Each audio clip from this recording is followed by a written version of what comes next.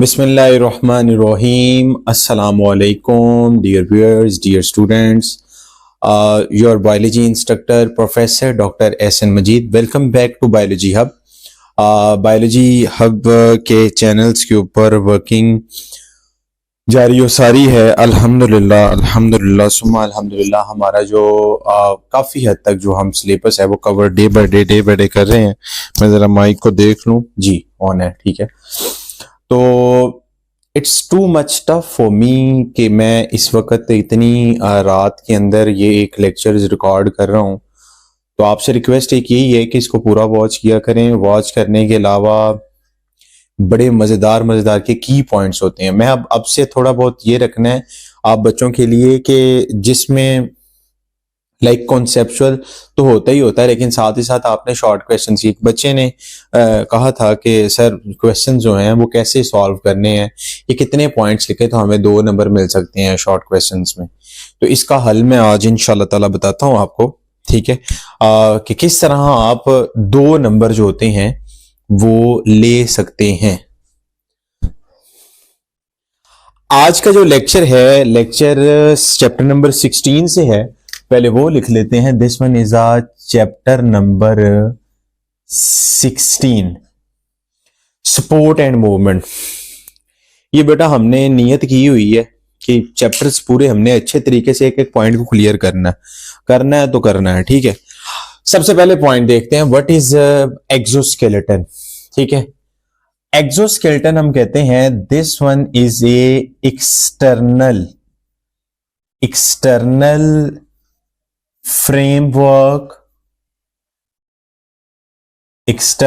Framework of body, ठीक है, जिसके अंदर इंटरनल मसल्स अटैच होते हैं। इंटरनल मसल्स इज अटैच्ड, ठीक है। ये हाईली इनर्ट है। इनर्ट के साथ साथ this one is a non living भी है। This exoskeleton is secreted by ectoderm, ठीक है। और इट हैज 2 लेयर्स। तो मेरे बच्चों आपने पॉइंट्स कितने याद कर लिए हैं अभी आपने? अगर आपसे क्वेश्चन पूछा जाए what are the characteristics of exoskeleton, ठीक है, कैरेक्टरिस्टिक्स की बात करें तो कैरेक्टरिस्टिक्स में आपने बता देना है कि भाई एक्सटर्नल फ्रेमवर्क है। सबसे very first point, this one is a external framework है बॉडी का, जिसमें इंटरनल मसल्स अटैच है, इनर्ट है, नॉन लिविंग है, एक्टोडर्म से सिक्रीट होता है और इसमें 2 लेयर्स होती हैं। छोटा सा एक चीज हम काउंट कर लेते हैं, ठीक है। ये आपने बात याद रखनी है, H से ये हार्ड, ठीक है, I से इनर्ट, P से प्रोक्यूटिकल और E से एपिक्यूटिकल, N से नॉन लिविंग, ठीक है, और S से सेक्लेरोटाइजेशन को आगे जाके मैं डिस्क्राइब करता हूं आगे जाके। लेकिन इससे आपने क्या करना है, लाइक ये आपके पास हाई पेन्स हैं, उस हाई पेन से आपने थोड़ा सा ये, अगर आपको कोई चीज नहीं आती तो हाई पेन से आपको इजीली क्या हो जाएगा, ये याद हो जाएगा। जी 2 लेयर जो हैं, ठीक है, अगर आपसे 2 लेयर के बारे में डिफरेंस पूछा जाता है, that is very important short question, ठीक है। Differentiate between epicuticle and procuticle. अच्छा, अब ये यहां पर अगर क्वेश्चन पूछता है लेयर कौन सी है, epicuticle, this one is a outermost, and in layer this one is a innermost layer, ठीक है। ये एक आउटर मोस्ट है, एक इनर मोस्ट है। कॉम्पोजिशन में ये किसकी बनी हुई है, मैं इसलिए इसको शॉर्ट लिखता हूं, या आपने मेरा बेटा याद रखना है कि कुछ पॉइंट्स होते हैं उनको शॉर्ट में मुझे करना पड़ता है। लिपोप्रोटीन, ठीक है, जबकि इसकी कॉम्पोजिशन के बारे में आपने क्या याद रखना है, काइटिन है, ठीक है, प्रोटीन्स हैं, सम पार्ट्स ऑफ प्रोटीन्स कह लें, और इसके अलावा पॉलीसेकेराइड। अब मजे की बात ये है, मजे की बात, मजे में हम मजे में तुम, ठीक है। तो ये मजे की बात जो है वो ये हमारे पास है कि हम काइटिन और प्रोटीन, ठीक है। अब प्रोटीन कौन सी है? प्रोटीन जो यहां पर हमारे पास आती है क्यूटिकुलर प्रोटीन, क्यूटिकुलर प्रोटीन। अब क्यूटिकुलर प्रोटीन का मतलब है कि इसका बुक में नहीं लिखा हुआ, आपने याद रखना है, वो सीपीएस है जो एक्सोस्केलेटन को मेंटेन रखती है। ये फाइब्रस है या स्ट्रक्चरल है, ये भी आपने बात याद रखनी है। क्यूटिकल प्रोटीन है तो ये स्ट्रक्चरल है, स्ट्रक्चरल प्रोटीन है। कौन सी है? स्ट्रक्चरल प्रोटीन, ठीक है। अपीयरेंस में ये टफ एंड हार्ड, टीएच, तेरा हादी, तो ये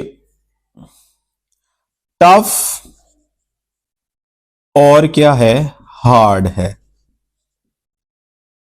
इसमें सिक्लोटराइजेशन से क्या मुराद है? जिसमें टिश्यू स्टिफ हो जाए,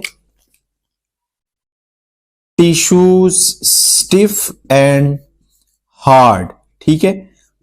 और it is harden bye basically a mineral, this is a calcium carbonate. अब डिफरेंस आ गया ना, तो डिफरेंस आपने ऐसे करके, अब permeability, this one is a impermeable. पहली बात आपने याद रखनी है, इम्परमिएबल टू वाटर, ठीक है। और इट प्रोवाइड बैरियर्स, ये बैरियर प्रोवाइड करता है against insect, against micro organisms, against parasites, against जो भी आपके पास बैरियर्स हैं उसके खिलाफ उसने कर देना। अब देखिए, अगर फॉर एग्जांपल एक बच्चे ने इस तरह लिखा हुआ है, एपिक्यूटिकल लेयर्स लिखा हुआ है, कॉम्पोजिशन लिखा हुआ है, परमिएबिलिटी लिखा हुआ है, बैरियर लिखा हुआ है, अपीयरेंस लिखी हुई है, तो वो कैसे 2 नंबर कट ऑफ कर सकता है?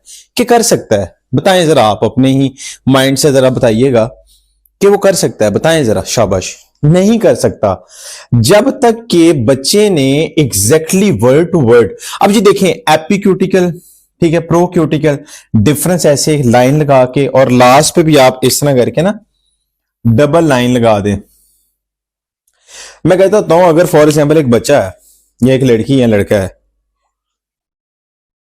शादी पे जाना है, कपड़े नहीं है आपके पास, ठीक है, आप आम से कपड़े पहन के जाएंगे तो आपको लोग वहां पे कैसे, किस नजर से देखेंगे, किस निगाह से देखेंगे? इसी तरह पेपर में भी आपने निगाह ही डालनी उसकी, ठीक है। एक आपने वो खुद ही के कि तू मुझे कबूल, मैं तुझे कबूल, वो कह दे भाई, ठीक है।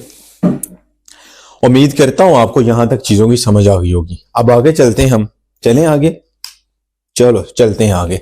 मुलस्कान्स, मुलस्कान्स कंसिस्ट ऑफ 2 शेल्स, और इसी तरह हम कहते हैं बाइवेल्विया, बाइवेल्विया, उनके अंदर भी 2 शेल्स आ जाते हैं। But the main thing is that snails के अंदर एक ही शेल होता है, ठीक है। That is composed of only a 1 shell. Number 1, it is composed by calcium carbonate, ठीक है, लेक ऑफ हार्ड मिनरल्स, ठीक है। यहां पर आपने मिनरल्स को भी हार्ड, यहां पर लाइट मिनरल्स हैं। Rings of shell represented age of snail, यानी इसके ऊपर जो रिंग, लाइक फॉर एग्जांपल एक रिंग बनेगा तो उसकी एज 1 साल की होगी, 2 रिंग बनेंगे, 3 रिंग बनेंगे, तो इस तरह करके वो स्नेल्स में आपने इंडिकेट करना होता है, ठीक है।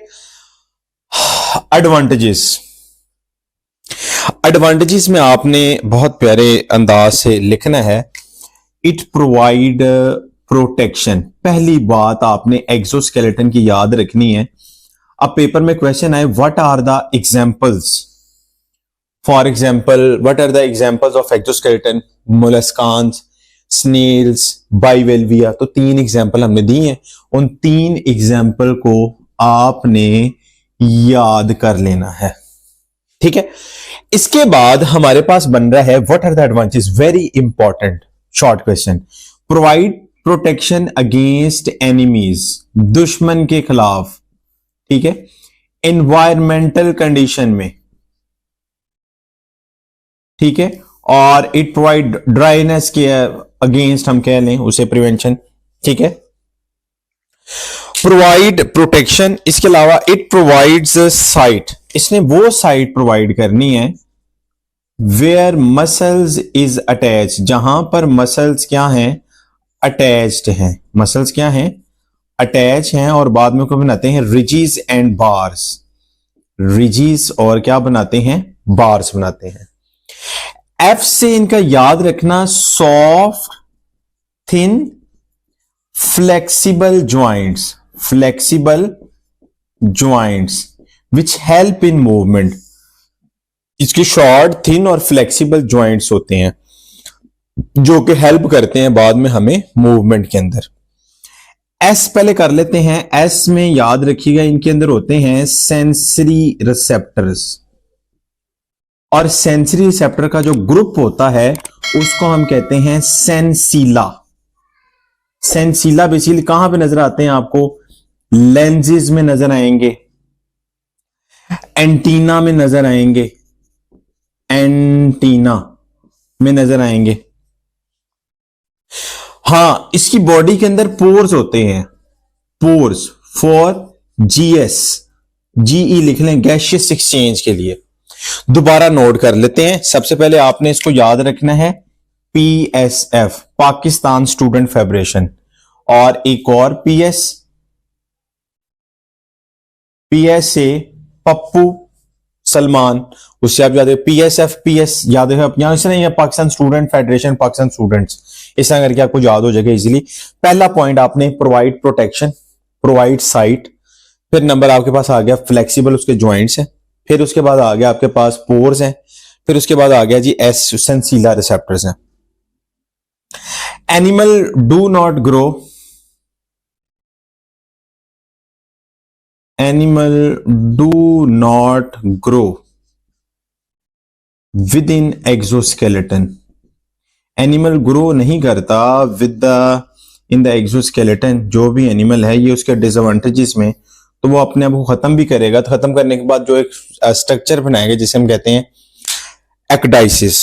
जहां पर एक्डाइसिस की बात आ जाए तो एक्डाइसिस में आपने याद रखना है this one is a shedding of exoskeleton, उसने अपने एक्सोस्केलेटन को उठा के बाहर फेंक देना है